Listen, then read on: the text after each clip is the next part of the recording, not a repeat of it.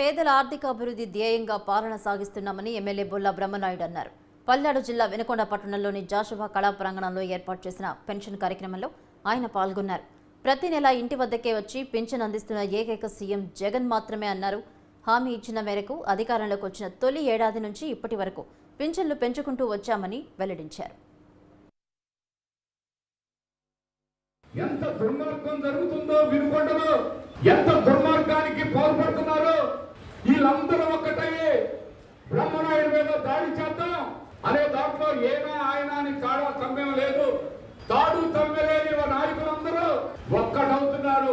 ఈ నక్కలన్నీ ఒక్కటయ్యి ఈ బ్రహ్మనాయుడు ఏదో చేయాలని చూస్తున్నారు. బ్రహ్మనాయుడు ఒక్కటే చెప్తున్నాడు, నేను ఎక్కడా తప్పు చేయను, ఎవరు తప్పు చేసినా ఒప్పుకోను, నేను తప్పు చేయను కాబట్టి నేను ఎవరికి భయపడను అనేది నేను చాలా క్లారిటీగా చాలా స్పష్టంగా చెప్తాను. ఇప్పుడు మళ్ళా దీన్ని ఏం వ్యతిరేకించి చెబుతారో తెలుసా? ఎవరు తప్పు, నేను ఎక్కడా తప్పు చేయదు, ఎవరు తప్పు చేసిన ఒప్పుకోను, ఎవరికి భయపడలేదు అన్నాను చూడు.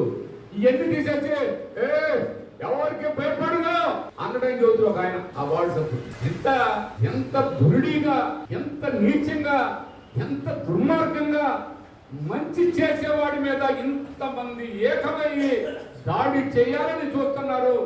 నేను ఒక్కటే చెప్తున్నా, నాకు ఒక ధైర్యం, నేను తప్పు చేయను కాబట్టి నేను దేవుడిని నమ్ముకున్నాను, మిమ్మల్ని ప్రజలు నమ్ముకున్నాను. ప్రజలకి సమస్య వస్తే పరిష్కారం చేయాలి, ప్రజల కష్టాల్లో మనం పాల్పంచుకోవాలి.